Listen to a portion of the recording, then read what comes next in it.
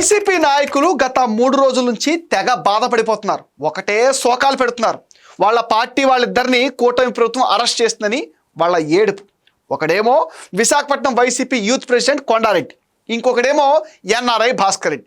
వీళ్ళిద్దరూ దేశాన్ని ఏమీ ఉద్ధరించలేదు. కొండారెడ్డి చేస్తుందేమో డ్రగ్స్ వ్యాపారం. బెంగళూరు నుంచి వైజాగ్కు డ్రగ్స్ తెప్పించి విద్యార్థులకు అమ్మేవాడట. ఇటువంటి వాడు వైసీపీ యువజన విభాగ అధ్యక్షుడు. భాస్కర్ రెడ్డి ఏమో లండన్లో ఉంటూ చంద్రబాబు, లోకేష్, పవన్ కళ్యాణ్ మీద అండ్ వాళ్ళ కుటుంబ సభ్యుల మీద అసభ్యకరమైన పోస్టులు పెట్టేవాడు. భాస్కర్ రెడ్డి పెట్టే పోస్టులు చూస్తే అసలు ఇతను మనిషేనా అని అనిపించక మానదు. ఇది వీళ్ళు చేసే నీచమైన పనులు.